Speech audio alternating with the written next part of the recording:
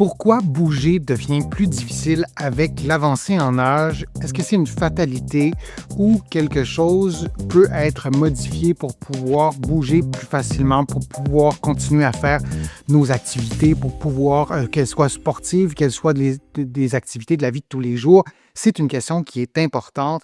C'est vrai, avec l'avancée en âge, à l'échelle d'une population, on a une diminution de force musculaire, une diminution des capacités cardio-respiratoires, une diminution d'équilibre. Et là, on peut se dire, ben, c'est catastrophique, l'avancée en âge. Ces trois diminutions sont observées dans les capacités maximales. Donc, chez des personnes qui sont en bonne santé, si on leur demande de faire une compétition sportive d'élite, évidemment, on va observer des diminutions, comme je viens de le mentionner, dans ces différents aspects de la condition physique. Et bien sûr, notre endurance n'est pas identique à lorsqu'on avait 20 ans, si on a 90 ans. Ça, c'est une évidence. Donc, il y a, oui, des diminutions. Et bouger demande de l'effort, bien sûr. La fatigue arrive plus vite dans un contexte de vieillissement. On peut avoir aussi des problèmes de santé qui vont faire en sorte qu'on va avoir une fatigue qui est plus présente. Et il y a aussi le déconditionnement physique qui est associé avec l'avancée en âge, pas de façon systématique, mais on constate qu'à l'échelle d'une population, on va moins bouger avec l'avancée en âge, on va moins bien s'alimenter avec l'avancée en âge.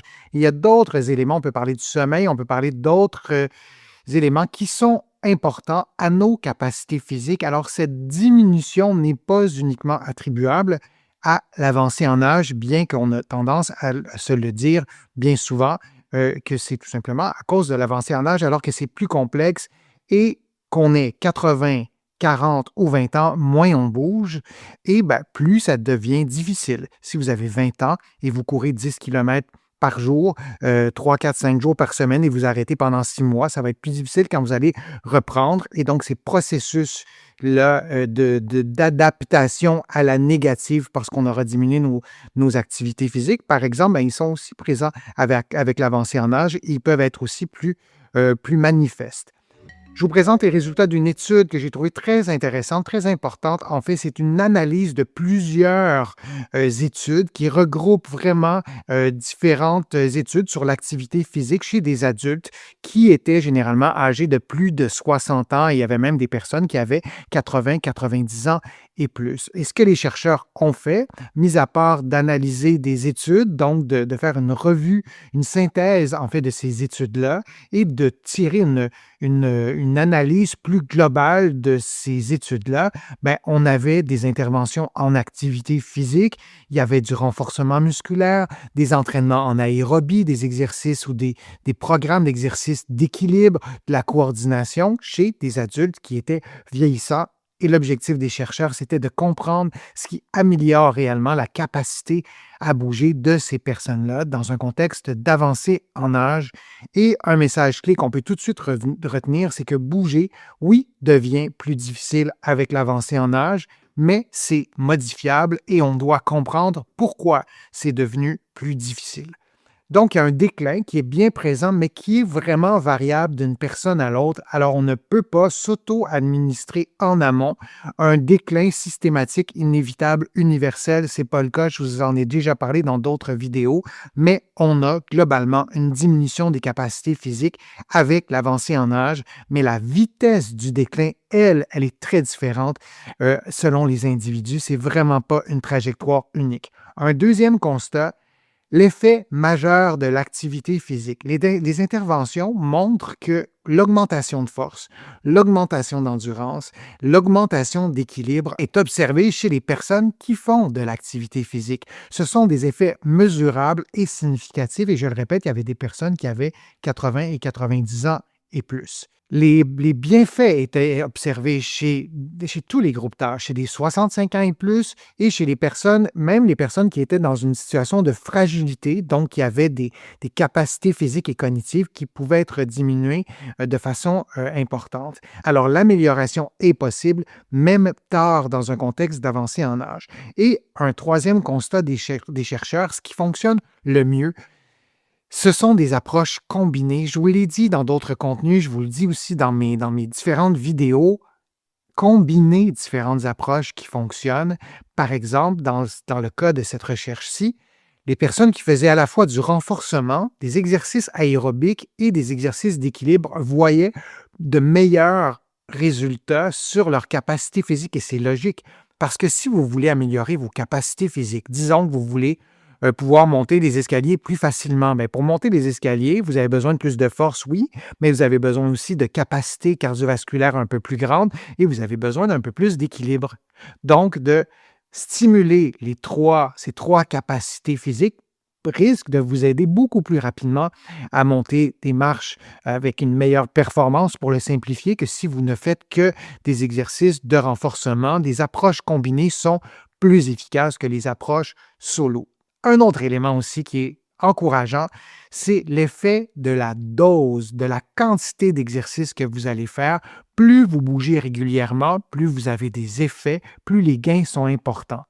Mais les chercheurs ont démontré que ce n'était pas nécessairement l'intensité qui était le plus important, toujours dans un contexte d'avancée en âge pour préserver ou augmenter nos capacités physiques. Je ne vous parle pas d'un entraînement pour faire une compétition sportive de niveau athlétique. Dans un contexte d'avancée en âge, ce n'était pas l'intensité qui comptait, la régularité comptait autant que l'intensité. Alors ça, c'est encourageant lorsqu'on a de la douleur. Par exemple, on se dit, ben, je ne pourrais pas atteindre un niveau d'intensité suffisant, donc ça ne donne rien, donc je ne le ferai pas. On peut avoir cette croyance-là. Les chercheurs démontrent que c'est, en fait, c'est pas l'inverse, mais le fait d'être régulier, de pratiquer régulièrement 3, 4, 5 fois par semaine des activités physiques, même en le faisant à intensité moindre, apportait des résultats. Ça, c'est un message clé de cette étude-là. La régularité, elle est importante. Ça sous-entend aussi la motivation et ça sous-entend aussi la routine.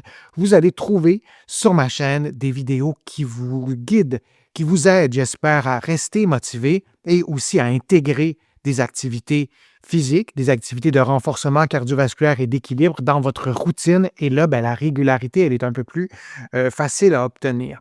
Bouger devient plus difficile pour deux raisons. Les changements biologiques, les processus de vieillissement, les processus dégénératifs. Par exemple, nos cartilages s'usent avec le temps. Si j'ai 98 ans, il est assuré que les cartilages de mes genoux ne seront pas identiques. Il en restera peut-être plus beaucoup. Le corps n'était pas fait initialement pour vivre jusqu'à 100, 110 ans, si je peux dire ça comme ça. Avec les avancées de la science, on vit de plus en plus vieux, on voit de plus en plus de centenaires avec des cartilages usés. C'est des changements biologiques. Donc, à la question pourquoi ça devient plus difficile de bouger, il y a cette première raison. Et l'autre raison, c'est la diminution des stimulations au sens très large du corps, et y compris stimulation cognitive. Le corps s'adapte à ce qu'on fait, je vous l'ai répété souvent dans mes vidéos, mais s'adapte aussi à ce qu'on ne fait pas et aussi à ce qu'on lui demande. Si on ne dort pas, on n'a pas une super bonne alimentation, on fume, etc. Et l'idée, c'est pas de se culpabiliser, mais le corps réagit. Et ça, c'est pas lié au processus de vieillissement. C'est lié à ce qu'on lui demande, ce qu'on lui fait faire et ce qu'on ne lui fait pas faire. Et c'est distinct des processus de vieillissement. Et ça, c'est une bonne nouvelle en soi parce qu'on a un pouvoir d'action sur cette composante qui fait en sorte que bouger en vieillissant, c'est plus difficile. Et donc, plus on stimule notre corps, plus on le maintient.